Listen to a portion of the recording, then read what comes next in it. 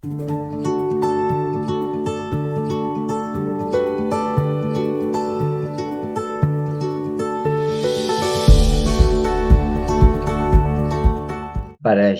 Pinhat, traducido a español, es boca de serpiente. El primero es como recompensa por su acción, Hashem le confiere el sacerdocio a Pinhas. El tercer censo que se hace, el procedimiento para repartir la tierra prometida, el censo de los levitas, el caso de las hijas de Zelofejad sobre la herencia, el Moshe contempla la tierra prometida y Joshua reemplaza a Moshe en la conducción del pueblo, de Joshua, la ofrenda Tamid, la ofrenda adicional de Shabbat y la adicional de Rosh Hodesh, la ofrenda adicional de las festividades de Pesach y Yom Bikurim, o sea, Shavuot, la ofrenda adicional de Rosh Hashanah y de Yom HaKippurim, las ofrendas de festividad de Sukkot y Shminit Atzeret. La Torá nos habla muy poco de Yehoshua, o sea, casi no dice nada realmente de él, sino que en los pasajes donde aparece Yehoshua siempre está escribiendo cosas de él. ¿Por qué fue elegido Yehoshua? Tendríamos que hacernos la pregunta. Entonces, hoy vamos a mirar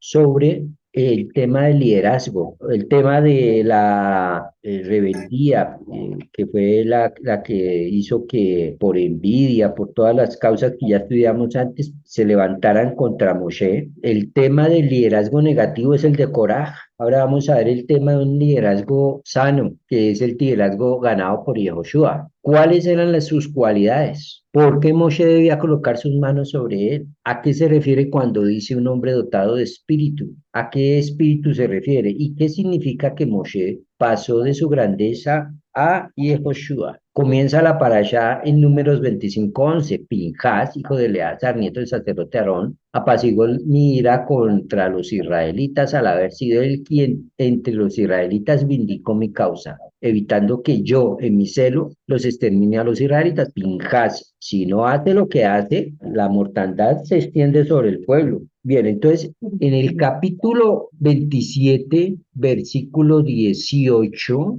dice, y el Eterno dijo a Moshe, toma a Yehoshua Binun, ¿sí? Vayomer Adonai el Moshe, Kach leja el Yehoshua Binun, Ish Asher Ruach, o sea, Ruach quiere decir que tiene espíritu, Besamaja Yadja Alab. Entonces Hashem le dijo a Moshe, toma para ti a Yehoshua, hijo de Nun, hombre de espíritu, y pon tu mano sobre él. Y el Eterno, entonces, en el versículo 20, que es el versículo que sigue a continuación, transfiere una parte de tu majestad para que la comunidad israelita le obedezca y lo respeten. Vuelvo a le repito, lo que está entre paréntesis pequeños son palabras agregadas para que entendamos cosas, pero no es lo que está aquí en letra grande, lo que es la traducción. La Torah entonces nos habla muy poco de Yehoshua. Yehoshua pertenece a la tribu de Efraín. La primera vez que la Torah menciona a Josué, a Yehoshua, en el texto, es en el texto de la guerra contra Amalek. Esa guerra es tan pronto ellos salen de Egipto, cruzan el mar y entran al desierto. Cuando entran al desierto, lo primerito que se encuentran es a los de Amalek que bajaron para hacerle la guerra. Shemot 17:9, Moshe le dijo a Yehoshua, elige hombres tanto fuertes espiritualmente como físicamente para nosotros y sal a luchar contra Amalek. Mañana yo estaré parado sobre la cima del monte con el bastón de Elohim en mi mano. Es decir, si Yehoshua tenía la labor de dirigir a un grupo que fuera valiente física y espiritualmente, es porque él también lo era, característica que un líder debe tener. Él es alguien diestro en la lucha, que es valiente y que merece confianza de Moshe y del pueblo. Por eso fue puesto frente al ejército contra Amalek. Moshe, por orden de Dios, luego lo bendecirá para que tenga fuerza y valentías. Llamó entonces Moshe a Josué y en presencia de todo Israel le dijo, sé fuerte y valiente. Y esa es la recomendación que siempre se le da a todos los hijos de Israel. Primero sea fuerte, o sea firme, no sea endeble, no sea aguas tibias. Aguas tibias es una persona que un día sí, el otro no. que no tiene solidez, que no tiene firmeza. Y por otro lado, sea valiente en esforzarse por hacer las cosas, porque en la Torá nada se logra sin esfuerzo. No existe en la Torá ninguna parte donde algo se logre sin esfuerzo. Incluso dirán que la salvación que es gratis, yo también lo pongo en duda que sea, no que sea gratis, sino que para que te ganes eso, tienes que esforzarte. ¿Cómo? Guardando la Torá. La religión de la Torá es una religión muy exigente, requiere que la gente estudie. ¿Qué otra religión pone a la gente a estudiar? Y que estudie todos los días y que estudie continuamente. Y más encima que estudie, que lo ponga por obra. No existe. Entonces, ¿qué hay que hacer? Esforzarse. Segundo, como hay que esforzarse, se nos motiva que nosotros no debemos confiar en que van a llegar los milagros. Es decir, que si yo tengo que pagar el recibo de la luz mañana, yo no puedo arrodillarme a esperar que llegue un dinero que yo no he trabajado a la cuenta y me pague el recibo de la luz, el agua, me saque yo para comprar la ropa y entonces más bien yo oro y me llega la plata a la cuenta, sin así, mágicamente. Eso no existe. Podemos confiar en milagros. Sabemos que en milagros hay todos los días a toda hora, ¿sí? Pero podemos confiar que cuando ya hice todo mi esfuerzo, yo ya hice todo lo mío posible, ahí sí espero ya en manos de Dios que se dé un milagro. Si alguien se enferma, ¿usted qué tiene que hacer? Tiene que ir al médico, tiene que hacerse el tratamiento bien, tiene que hacer las cosas al pie de la letra, como le dijeron. Es más, antes tiene que haber, entonces, pedir el concepto de un médico, luego pedir el concepto del otro, si es algo muy grave, etcétera. No, no puedo yo decir, no, yo oro y ya no voy al médico, no me tomo las pastas, no me inyecto, no me pongo las inyecciones, no hago nada de eso porque yo confío en Dios. Eso está prohibido. Usted tiene que hacer lo que le corresponde. De ahí para allá está en manos de Dios si usted esas pastas le van a hacer efecto o no positivo y si lo van a sanar o no. Entonces, el primer consejo que le dan es esfuércese, esfuércese y sea valiente. O sea, esté firme cuando le vengan los problemas y no te vaya a echar para atrás. Moshe le da ese consejo cuando le dice a Josué, vas a quedar de líder. Y también al comienzo del libro de Josué, capítulo 1, también ese es un consejo. O sea, un hombre que se esfuerza y es un hombre valiente. Tuvo éxito en todas las guerras y los pueblos temieron de él, tal como Dios lo había predicho. Por ejemplo, ¿de dónde proviene la valentía y la fuerza de Josué? De él. En la primera guerra contra Amalek, por ejemplo, nos relata que cuando Moshe levantaba sus manos al cielo, triunfaba Israel. Moshe quien recibía la fortaleza y la preeminencia para ganar la guerra cuando estaban luchando contra Amalek. De Dios. Entonces, cuando Moshe también vemos que él es un hombre fuerte, que es valiente. ¿De dónde recibe el poder? De Dios, de arriba. Él recibe una influencia espiritual desde los cielos. La figura de Moshe es muy importante en él. También cumplió su misión hasta el final. Mató a todos los de Amalek que salieron a su encuentro. No como hizo Saúl, porque Saúl le dieron la orden y no deje a nadie con vida de ese pueblo. Y él se las tiró de muy inteligente y dijo, no, voy a ser bueno, voy a ser bueno. Entonces, más bien, no voy a matar al rey y dejó a algunos vivos. Y por dárselas de buen hongo, de la descendencia del rey que dejó vivo, es que sale Amán, el malo de la película de Esther. Entonces, luego el profeta lo tiene que matar al rey que ha dejado vivo Saúl, el profeta Samuel. Él cumplió con su misión y no le agregó a lo que tenía que hacer ni le quitó. Es decir, lo mandaron a exterminar a Amalek, mató a los que estaban a la mano, los acabó, ¿sí? No dejó la tarea, no le metió como Saúl de su parte y dijo, no, yo soy tan bueno que le voy a ganar a Dios. No, Dios le ordenó, haga esto, hágalo. Y eso es algo que nosotros tenemos también que aplicar en la vida. Por ejemplo, hay una parte en la Torá donde un mandato que se nos dice que debemos odiar al traidor dentro del pueblo, al que vaya a llevar a los demás del pueblo a la idolatría. A ese hay que castigarlo y hay que darle duro. Nosotros también, con alguien que sea, alguien que lleve a los otros a tirárselos, a dañarlos, debemos cortar con esa persona. Pero el problema es que a veces queremos ser más buenos que Dios, entonces empezamos, no, pero no, no, yo no lo voy a juzgar, y permitimos que esa persona siga haciendo daño dentro del pueblo y dañando a otro. Cuando Moshe subía al monte Sinaí a recibir las tablas de la Torá, ¿se acuerdan que Yehoshua sube con él? Eso está en Shemot. Sube con él, con los ancianos, y él sigue más adelante y se queda en el camino esperando a Moshe. La actitud de Josué fue que duraron los 40 días y 40 noches y no bajaba Moshe. Sin embargo, Josué no se bajó, no dijo, no, este se murió por allá. No hizo absolutamente nada, sino lo esperó. Lo que no hicieron los de abajo, los del pueblo, que estaban los ancianos, estaban todo el mundo ahí, estaba Aarón y estaban todos, armaron la locura del becerro de oro. Pues Josué sí fue fiel y se mantuvo firme y lo esperó. Pues él tenía una fidelidad y cercanía a Moshe muy grande. Era tal el apego a Moshe por parte de Joshua que se desconecta de todos durante los 40 días que ya les narré, hasta el punto que al regresar Moshe y escuchar las voces en el campamento, Joshua se preocupa y piensa que están atacando al pueblo. Se inquieta y vela por el pueblo. No piensa mal de ellos, sino que su primer pensamiento es que el pueblo está en peligro.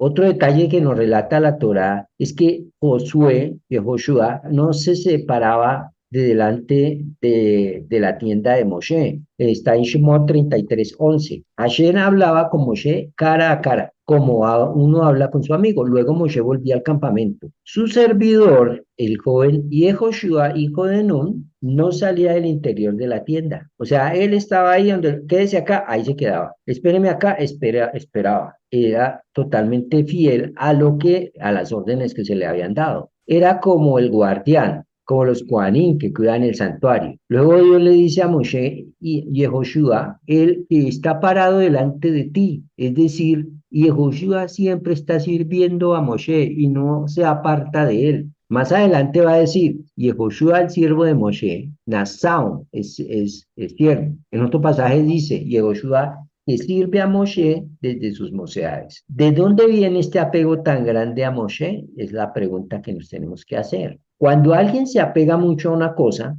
es porque la quiere mucho y la tiene en alta estima, hasta el punto que Yehoshua cela por Moshe. Y cuando los sabios que habían sido seleccionados para entrar a estar ante Moshe se quedan profetizando en el campamento, Yehoshua le dice a Moshe que lo encierren, así como Pinjas cela a Dios, Yehoshua cela por Moshe. Fijémonos aquí en el pasaje de Números 11:27. Entonces, un muchacho corrió a contar a Moisés. Eldad y Medad están profetizando dentro del campamento. Entonces respondió Josué, hijo de Nun, ayudante de Moisés desde su juventud, y dijo, Moisés, señor mío, deténlos. Pero Moisés le dijo, ¿tienes celos por causa mía? Ojalá todo el pueblo del Señor fuera profeta, que el Señor pusiera su espíritu sobre ellos. Bien, y siguiendo con el tema, cuando alguien entonces les decía, como Josué, se apega mucho a una cosa, a alguien, etcétera, es porque lo quiere mucho, al punto de llegar a celar por él, era el caso de Yehoshua. Y el apego y afán de servir a Moshe llega hasta el punto que la Torá no nos dice que estaba casado o que tenía hijos. Él simplemente siempre está sirviendo en el papel de un ayudante, pero no, nunca la Torá narra acerca de la vida personal de Yehoshua. La Torá sí nos dice que Moshe le cambió el nombre de Osea a Yehoshua. ¿Cuándo se lo cambia? Cuando lo va a enviar al comienzo de los 40 años, cuando envían a los espías, entonces ahí le cambia el nombre de Osea a Yehoshua. Osea quiere decir que salva y Yehoshua quiere decir que Dios salva. Cuando usted mira la palabra Yehoshua, no, Oshua o sea, y los nombres cuando en la Torah ustedes ven que le cambian el nombre a alguien o que un rey era un buen rey, van a notar que siempre le mete una de las letras del tetragramatrón o una de las letras del nombre sagrado que nosotros pronunciamos como Dios. En este caso le mete la iot, o sea, y queda Yehoshua. Entonces, siempre que ustedes miren los nombres de los reyes, van a notar que si lleva alguna de las letras del nombre sagrado incluidas dentro del nombre del rey, ¿sí? Es porque es un buen rey. Lo mismo sucede con Abraham. Abraham era su nombre inicial y luego es Abraham. Le mete la Hei del nombre sagrado. Seguimos diciendo aquí en la narración. De la misma manera que en que un padre le pone el nombre a su hijo, así Moshe quiere a Yehoshua, porque el que le cambia el nombre es Moshe a Yehoshua. Yehoshua siempre vivió a la sombra de Moshe. No tiene nada que, pues, de malo ser segundo, tal como dice el rey Salomón, es mejor ser cola de león que cabeza de lobo. No siempre lo nuevo e innovador es lo importante, ¿cierto? También es mantener y continuar con este punto. Y Yahushua no solo es una sombra de Moshe, lo debemos actuar con iniciativa propia. Por ejemplo, en el suceso de los espías, que al escucharlo se rasga las vestiduras. Esto nos demuestra que tiene criterio, no va detrás de la mayoría, no se deja llevar. Además, no se queda callado, sino que congrega a todo el pueblo hacia Moshe y les habla palabras de valentía y fe en Dios. Se arriesga, aunque el pueblo quiere lincharlo, aún así sigue hablando. Ahí mismo Dios testifica que ninguno entrará en la tierra de Israel, a excepción de Caleb y Yehoshua, pues ellos fueron fieles a Dios. Es decir, no es que lo hace por Moshe, sino que lo que Yehoshua tiene en su mente y lo que lo conduce es Dios. Y al ser Moshe el siervo fiel de Dios, entonces Yehoshua se apega a él. En Devarim, es decir, su actitud no es lambona, para decirlo en palabras más entendibles acá. Él sigue y se le apega a Moshe porque sabe que Dios está con Moshe. Y Devarim 31:3 dice, el Señor tu Dios irá delante tuyo. Él aniquilará a los pueblos que están delante de ti y los heredarás. Joshua él pasará delante de ti, tal como lo dijo Dios. Vemos que por un lado nos dice que Dios irá delante del pueblo y enseguida dice que Joshua irá delante de ellos. Es decir, Joshua es el siervo fiel de Dios que hace exactamente lo que Dios le encomienda. Es como si Dios lo estuviera haciendo. Yehoshua tiene grado de cercanía y providencia divina muy alto, pues Dios le asegura, yo estaré contigo tal como estuve con Moshe. En 34:9, y Josué dijo, hijo de Nun estaba lleno del espíritu de sabiduría porque Moshe había puesto sus manos sobre él y los hijos de Israel le escucharon e hicieron tal como el Señor había mandado a Moshe. Bueno, tal vez el famoso sueño de Joseph, en el que él ve el sol y la luna que se posternan ante él. Se cristaliza tal vez con Yehoshua, que es descendiente de Joseph, el cual ordena al sol y a la luna detenerse en el cielo, y ellos lo obedecen como si fueran sus siervos, tal como Moshe en Yehoshua 24, él fue llamado siervo de Dios, más aún nos dice que todo el pueblo de Israel sirvió a Dios todos los días de Yehoshua. Ni con Moshe el pueblo llega a ese nivel, pues el Moshe dice, hasta este día no están con Dios. Como un colorario de todo esto, la virtud y la cualidad más alta a la que llega Yehoshua es que alcanza el grado de profecía. Alcanzar el grado de profecía es el nivel más elevado que puede alcanzar el ser humano. Y este grado de profecía era en un nivel muy alto, pues en una oportunidad Dios le habla con el mismo nivel de profecía de Moshe. En una oportunidad Dios le dice a Yehoshua, le habla diciéndole Diver, ¿sí? Normalmente cuando Dios le habla directamente a Moshe, dice Diver, mientras que con el resto de los profetas utiliza el término Bayomer. Este es el significado de un hombre dotado de espíritu, tal como dice el versículo 34:9. Yehoshua estaba lleno de espíritu y de sabiduría. Es decir, era tan sabio que llegó a ese nivel tan alto. Yehoshua sabía que Dios es lo más elevado, lo más verdadero y a lo único que vale la pena pegarse. Una cosa es ser inteligente y otra cosa es ser sabio. Inteligentes hay muchos, pero son inteligentes muchos de ellos necios. Un hombre que construye un arma para matar al resto es muy inteligente, pero a la vez es un necio. Uno no puede confundir que alguien porque es inteligente, entonces va a la fija que va a ser una persona buena. Y aquel que estaba más apegado, porque Yehoshua sabía que Dios es lo más elevado, lo más verdadero y lo único que vale realmente la pena apegarse. Aquel que estaba entonces más apegado y que más sabía acerca de Dios era Moshe. Por lo tanto, él decide no apartarse de Moshe para así poder aprender, saber más acerca de Dios. Es por todas esas cosas que Dios elige a Yehoshua. No se trata de algo gratuito, sino que Yehoshua realmente era un individuo más digno de suceder a Moshe que los que estaban ahí en el campamento. No solo porque estaba cercano físicamente a él, o porque era su servidor, o por favoritismo, sino porque Yehoshua merece, debido a su esfuerzo, este cargo. Era un líder valiente, fiel a Dios, con los objetivos bien claros y estaba lleno del Espíritu de Dios. Cuando uno mira sobre el tema del liderazgo, uno lo que tiene que tener en cuenta es cuál es el líder por excelencia. El líder por excelencia es Moisés. ¿Cuál es la cualidad del líder por excelencia, Moshe? Ser humilde. Moshe fue el mayor líder del pueblo. Sin embargo, realmente en la práctica él no tenía experiencia. Él era imperfecto y era tartamudo. Entonces, si Moshe pudo, todos podemos. El tema es que líder en nuestro contexto es alguien que tenga labia y tenga carisma. En nuestro contexto, cuando por ejemplo la gente va a votar hoy en día por un presidente, por una votación para alcalde, lo que sea, no votan por las ideas de la persona.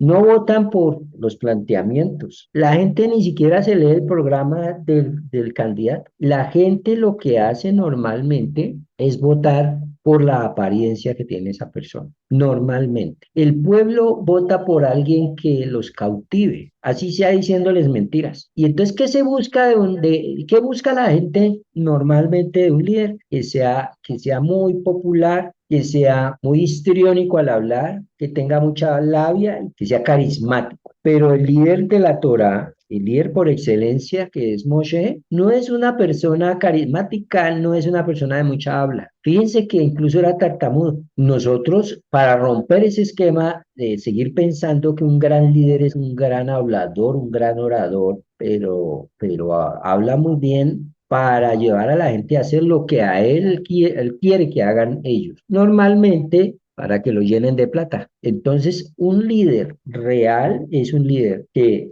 tiene que ser humilde, eso no se encuentra muy a menudo. Tiene que ser una persona que esté siempre buscando la verdad y apegado a lo que es correcto, que no tenga intereses mezquinos, es llenarse independientemente de si el pueblo sufre o no sufre, que tenga principios éticos y morales, sobre todo los que entrega la Torá. Un líder correcto es una persona que hace el trabajo que los demás no van a hacer. Un buen líder entonces no es, para concluir, una persona necesariamente carismática, ni necesariamente elocuente, sino una persona que hace la labor que Dios le manda hacer. Preguntas.